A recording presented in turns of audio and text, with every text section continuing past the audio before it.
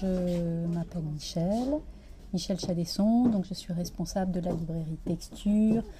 La librairie a ouvert en août 2008, ça fait donc un petit peu plus de 5 ans. Nous sommes deux à travailler, donc Sabrina et moi-même. Moi je m'occupe plus particulièrement donc, de la littérature, des sciences humaines. Sabrina s'occupe un petit peu de tout. Donc elle est, au départ, je l'ai engagée pour le rayon jeunesse et BD. Et puis bon, ben voilà, elle est en charge un petit peu de tout elle aussi. Donc voilà, donc du coup, je peux me reposer sur elle pour moi continuer mon travail en amont, qui se fait essentiellement à la maison. Et aussi quand le rideau de fer est fermé le soir, donc je travaille quelque chose comme 12 à 15 heures par jour, mais dont 7-8 heures en dehors des heures d'ouverture de la librairie. Voilà, donc ça c'est le mode de fonctionnement de la librairie. L'image de la librairie, je ne sais pas trop, je crois que les clients du quartier sont très très contents d'avoir une librairie de quartier. Je crois qu'ils sont très très contents d'avoir cette librairie-là parce qu'on est... comment dire, je crois exigeante, il ne faut pas avoir peur du mot. Nous sommes exigeantes sur nos choix, aussi bien en jeunesse qu'en BD, qu'en sciences humaines, qu'en littérature. Donc déjà, on exite les grosses piles qu'on peut trouver au Monoprix qui est à 200 mètres. Donc il y a des auteurs avec lesquels on ne travaille pas du tout, même s'ils se vendent très bien. On essaye effectivement de valoriser les livres que nous lisons et que nous aimons particulièrement. Ensuite, une des autres politiques de la librairie, c'est de faire connaître, ça va avec, c'est de faire connaître peut-être des éditeurs moins connus, ce qu'on va appeler des petits éditeurs indépendants. Mais voilà, donc des éditeurs moins connus, des livres évidemment moins connus, des éditeurs qui font de la qualité, donc aussi bien au niveau des textes qu'au niveau des livres eux-mêmes, parce que je pense que face à toutes nos peurs, Amazon, le numérique, etc. Je pense que ce qui fera la différence avec les librairies, c'est les petits éditeurs qui font des belles choses, les petits éditeurs imprimeurs, par exemple, je pense à Harpoé, mais il n'y a pas que lui, il y a les éditions Éric Pesty, il y a tout un tas d'éditeurs qui font de l'édition, qui font de l'imprimerie aussi. Ce sont des éditeurs imprimeurs, ils sont parfois auteurs, éditeurs imprimeurs. Je pense à Victoria Sardel, qui a la pension Victoria, donc une revue, qui a une collection au sein de Harpoé, qui est elle-même auteur. Voilà. Je suis systématiquement toutes leurs sorties.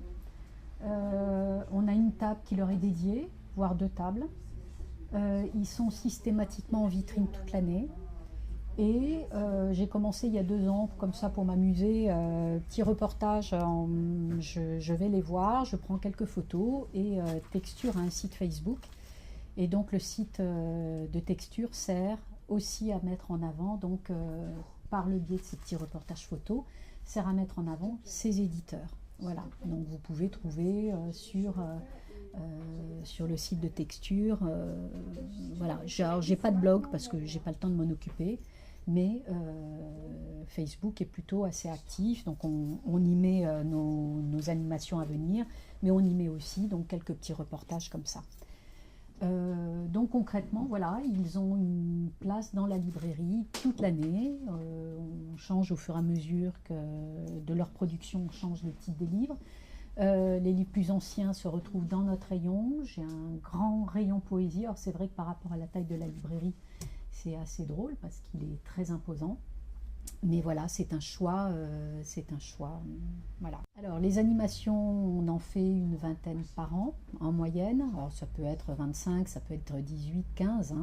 On a essayé une fois ou deux de faire avec des auteurs très connus. Je pense que ça ne marche pas. On a eu des déconvenues avec ça. Je ne sais pas, les gens du quartier ne viennent pas. Je ne sais pas, voilà. Donc je me suis dit, tant qu'à faire, autant essayer de mettre en avant des auteurs ou des éditeurs moins connus. Et là, ça marche. Là, tout d'un coup, on se rend compte que les gens sont intéressés. Alors d'abord, il y a les éditeurs et les auteurs moins connus qui font venir leur réseau. Donc déjà, ça fait venir du monde.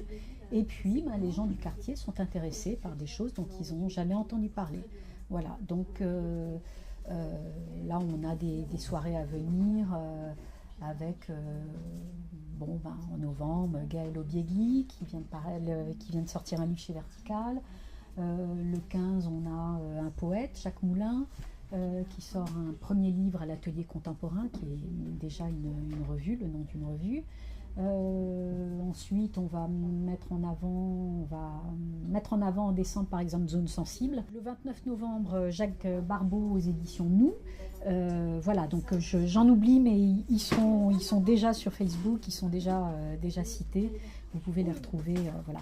Donc, le 12 décembre, Alexandre Lemonnier, donc responsable des éditions Zone Sensible, viendra nous présenter l'ensemble de ses livres à l'occasion de la parution de son dernier bébé, donc le livre de Tim Ingold, Marcher avec les dragons.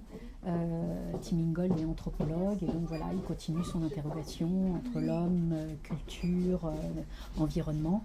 Donc moi j'ai tout à fait hâte de voir son dernier livre.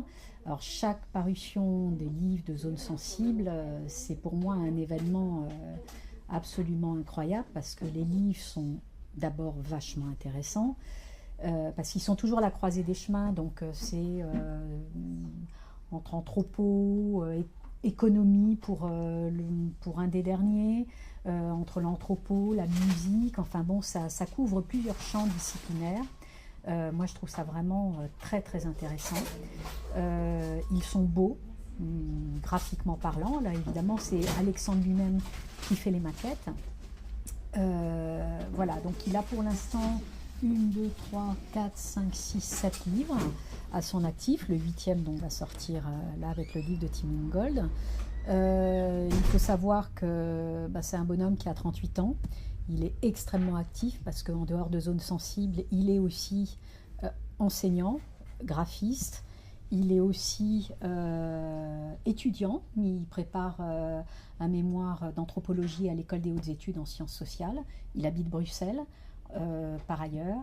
Il a un studiographie qui s'appelle le Théâtre des Opérations, qui travaille avec Beaubourg, avec les centres d'art français et de Belgique. Il travaille avec des éditeurs comme Alia, avec l'Éclat. Il est directeur de collection aussi aux Belles Lettres d'une collection qu'il a créée, graphée, dont il fait lui-même la maquette. Et il est humain. Hein? Et il est humain. C'est un être humain, mais c'est surtout un très très gros bosseur. Il a une autre collection au sein des Presses du Réel, et il a aussi donc fait la maquette d'un livre pour Annie Boulot, Passage du cinéma, voilà. Il bosse, je pense, 24 heures sur 24.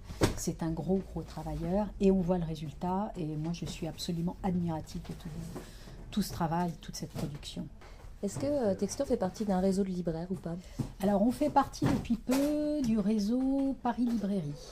On est par ailleurs donc rattaché par Datalib à un ensemble de libraires, 200 en France, qui acceptons de divulguer donc tous les jours notre chiffre d'affaires, nos stocks. Donc on est 200 libraires en France à être en réseau et à pouvoir nous renvoyer les uns les autres les clients qui cherchent un livre spécifique que l'un de nous n'a pas mais que notre voisin aurait. Voilà, donc je suis effectivement sur plusieurs réseaux. Donc Place des libraires, Datalib et Paris Librairie. Voilà. Tu as dit tout à l'heure que la librairie avait été créée il y a 5 ans. Ouais. Tu étais libraire avant?